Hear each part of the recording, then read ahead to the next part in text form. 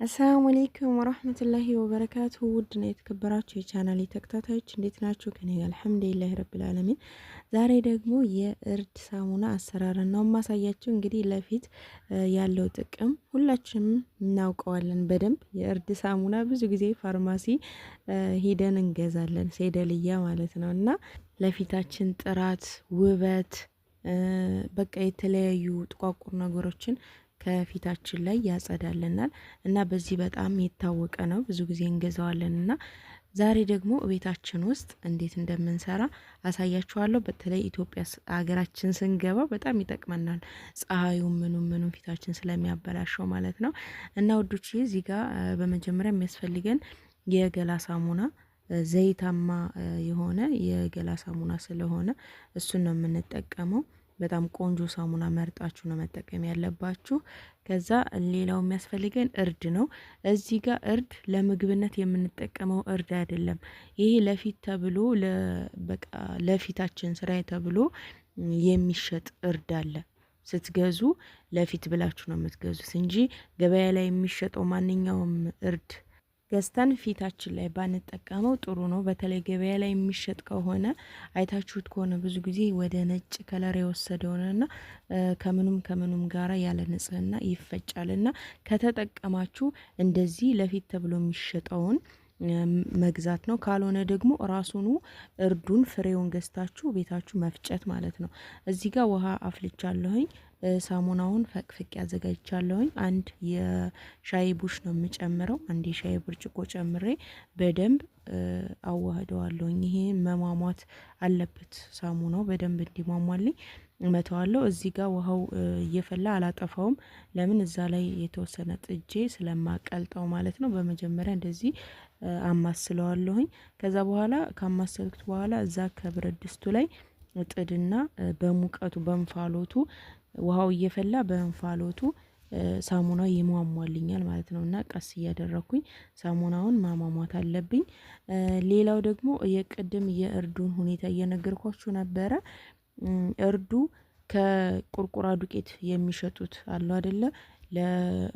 ለእንትን ለንጽህና ምናምን እየተባለ ቀሲል ማለት ነው። ቀሲል የቁርቁራ በባለፈው ጠይቃችሁ ነበር። የቁርቁራ ዱቄት ነው ቀሲል ማለት እና እሱ ጋር አንድ ላይ እርድ እየታሸገ ይሸጣል። እኛ ጋም አለ፣ መርሳም የተለያዩ ቦታዎችም አለ በየሀገራችን ውስጥ ማለት ነው።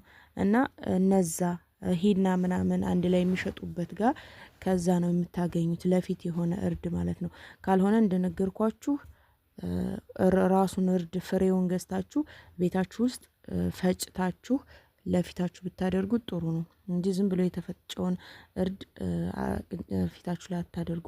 ከዛ እዚህ ጋር ሟምቶ ከጨረሰልኝ በኋላ ሳሙናው አንድ ማንኪያ፣ አንድ የሾርባ ማንኪያ ሙልት ያለ እርድ ነው የጨመርኩት ማለት ነው። እዚህ ጋር በደንብ አቀላቅለዋለሁኝ። ከአቀለጥኩት ሳሙና ላይ በደንብ አቀላቅለዋለሁኝ ማለት ነው። እንደነገርኳችሁ እዚህ ጋር ለፊታችሁ የምትጠቀሙትን ሳሙና ሞይስቸራይዝ የሆነ ሳሙና ቢሆን፣ ዘይታማ ነገር እርጥበት ያለው ሳሙና ቢሆን የተመረጠ ነው። በፍጹም የልብስ ሳሙና ወይም ርካሽ የሆኑ ሳሙናዎች፣ በጣም ደረቅ ሳሙናዎች አሉ፣ እነሱን መጠቀም የለባችሁም። እንደነገርኳችሁ አይነት ሳሙናዎች መጠቀም አለባችሁ። ከዛ እዚህ ጋር እርዱን ጨምሬ ትንሽ የተወሰነ ሙቀቱ ላይ ትቸው በደንብ እንደዚህ ያዋህጀው ክሬሚ ነገር ሆኖልኛል። እንደምታዩት ትንሽ ቀጠን ያለ ነው። አሁን ይህንን በሳሙና ቅርጽ ካላችሁ የምታደርጉበት ወይም ደግሞ የሃይላንድ ቄጥ ቀዳችሁ ልክ ባለፈው የሩዙን ሳሙና ሰርቼ እንዳሳየኋችሁ እንደዛ፣ ለምን በኋላ ላይ ሃይላንዱን ቀዳችሁ ማውጣት ስለምትችሉ ማለት ነው። እንደዛ ማድረግ ትችላላችሁ። እኔ ካልሆነ ግን የተወሰነ እንደዚህ ትተውትና ይያያዛል እርስ በርሱ። አሁን እንደዚህ ቅጥን ብሎ ልክ እንደ ክሬም ነገር ሆኖላችኋል። ይሄ ወደ ሳሙና ቅርጽ ማውጫ ካላችሁ እቃ በዛ፣ ካልሆነ ደግሞ ወደ ሃይላንድ ውስጥ እንደዚህ ነው የምታስገቡት ማለት ነው። ካልሆነ ግን በእጃችሁ እንደኔ የምታስተካክሉ ከሆነ ትንሽ ቆየት ማለት አለበት፣ ወፈር እስከሚል ድረስ ማለት ነው። የተወሰነ ታስቀምጡትና ለ30 ደቂቃ ያክል ምናምን ስታስቀምጡት የሆነ እንትን ውፍር ይላል በራሱ ይያያዛል። የዛኔ ዘይት የወይራ ዘይት እጃችሁ ላይ ነክታችሁ ወይ ደግሞ ውሃ ነክታችሁ ቅርጹን ማስያዝና ማስተካከል ትችላላችሁ። እንደዚህ ቀጠን ካለ ግን እቃ ላይ ነው መገልበጥ ያለባችሁ። የተወሰነ ማስቀመጥ አይጠበቅባችሁም። አሁን እኔ የተወሰነ አስቀምጫለሁ በእጄ ስለማስተካከል እንደነገርኳችሁ እዚህ ጋር በእጄ ትንሽ ውሃ እየነካሁኝ እንደዚህ አስተካከልኩት ማለት ነው። በእንደዚህ አይነት ቅርጽ ቆንጆ አድርጌ አስተካክየዋለሁኝ። ነገር ግን ውሃ እንደዚህ እንደኔ የምታስተካክሉ ከሆነ ውሃ ባታበዙበት ጥሩ ነው። ቶሎ አይደርቅላችሁም ውሃ በደንብ ከበዛበት። ከዛ የምታሰጡበትን እቃ በጨርቅ አድርቃችሁ አሁን ይህን ከስር ውሃ ካለው በጨርቅ አዳርቀውና ከዛ ሳሙናውን ደርድሬ ውጭ ላይ ፀሐይ የማይኖርበት ቦታ ላይ አሳድሬው ለአንድ ቀን ነው አሁን ይሄ ያደረው ማለት ነው። ለእናንተ ላሳያችሁ ስለሆነ ነው። ከዛ አሁን አሳይቻችሁ ደግሞ ለሁለተኛ ቀን ለሶስተኛ ቀን አስቀምጠዋለሁኝ ማለት ነው። 2 ቀን ወይም 3 ቀን ይበቃዋል። ከዛ ሲደርቅላችሁ ትታጠቡበታላችሁ ማለት ነው። ፊታችሁን እዚህ ጋር አረፋውን እንዴት እንደሚሰጥ ያለውን ምጥጥ ሲሉ አሁን እንደምታዩት በጣም ቆንጆ ነው የሚሆነው። ከለሩንም አይለቅም። የእርድ ሳሙና በጣም ቆንጆ ነው የሚሆነው ከለሩ የስድሩን ወይም የቀሲል የቁርቁራ ዱቄት ሳሙና እሱን አሳይቻችሁ ትንሽ 2 ቀን ምናምን እንደዛ ያደረ ጊዜ ከለሩ ወደ መጥቆር ሄዷልና የእርዱ ደግሞ በጣም ቆንጆ ከለር ነው የሚይዘው ልክ የሩዝ ሳሙና እንደዚህ አይነት ከለር ማለት ነው። በጣም ቆንጆ ነው የሚሆነው። ከዛ እንደዚህ ስትታጠቡ ግዴታ እጃችሁ ላይ አሁን እኔ ታጥቤ በእጄ ነው የማሳያችሁ። እናንተ ለፊታችሁ ስለሆነ ይሄ ሳሙና የሚሆነው ፊታችሁን ስትታጠቡ መጀመሪያ እጃችሁ ላይ ታሹታላችሁ።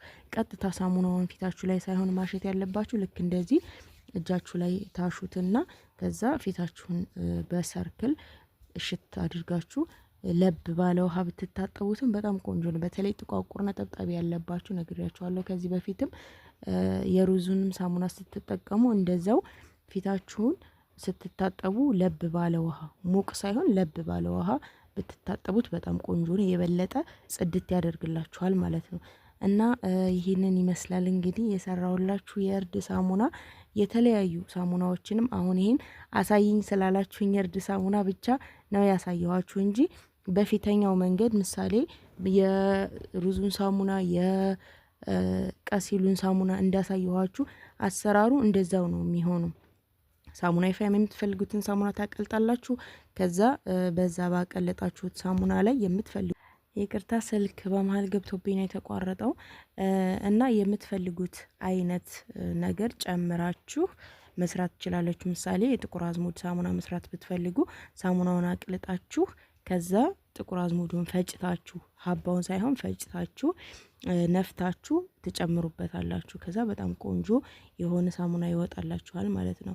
እና ሁሉንም የፈለጋችሁት የቡና ሳሙና መስራት ከፈለጋችሁ እንደዚሁ ሳሙናውን አቅልጣችሁ የምትፈልጉትን የምትሰሩትን ሳሙና አይነት እሱን ግብአቱን ትጨምሩና ከዛ በፈለጋችሁት መልኩ እንደዚህ ቅርጽ አስይዛችሁ ሳሙናውን መጠቀም ብቻ ነው ማለት ነው። በአንድ ቀን ሌሊት አንድ ቀን ካደረ በኋላ በሁለተኛው ቀን ሳሙናውን ብትታጠቡበትም ምንም ችግር የለውም። ምጥጥ ይላል። ግን የበለጠ 2 ቀን ቢቀመጥ በጣም ቆንጆ ሳሙና ይሆንላችኋል። አገልግሎቱም እስከ 6 ወር ከዛ በላይ መጠቀም ትችላላችሁ ብያችኋለሁኝ። እንደነገርኳችሁ እርጥበት ቦታ አለማስቀመጥ ነው። ደረቅ ቦታ ላይ ማስቀመጥ ቀጥታ ፀሐይ የማያገኝበት ቦታ ላይ ማስቀመጥ አለባችሁ። መበላሸቱን ደግሞ ለማወቅ ከፈለጋችሁ ልትታጠቡ ስትሉ ሳሙናውን ማሽተት ሻጋታ ነገር ምናምን የሚፈጥር ከሆነ ሳሙናው ተበላሽቷል ማለት ነው። ከዛ በኋላ መጠቀማችሁን ማቆም አለባችሁ ማለት ነው ውዶችዬ። ኢንሻአላህ በቀጣይ ቪዲዮ የሻምፖ አሰራር በቤታችን ውስጥ ምንም አይነት ሻምፖ እንዳንገዛ በቤት ውስጥ በሰራነው ሻምፖ ከኬሚካል የጸዳ አሰራር ይዤላችሁ እመጣለሁ ማለት ነው ውዶችዬ። ለዛሬ ያለኝ ቪዲዮ ይሄንን ይመስል ነበር። ቪዲዮውን ከወደዳችሁት ላይክ፣ ሼር፣ ሰብስክራይብ ማድረጋችሁን አትርሱ። ሀሳብ አስተያየት፣ ጥያቄ ካላችሁ ኮሜንት ላይ አስቀምጡልኝ። ኢንሻአላህ የምመልስላችሁ ይሆናል። በቀጣይ ቪዲዮ እስከምንገናኝ እስከዛው አላህ ሰላማችሁን ብዝት ያድርገው፣ ሀገራችንንም ሰላም ያድርግልን። ወሰላሙ አለይኩም ወራህመቱላሂ ወበረካቱ።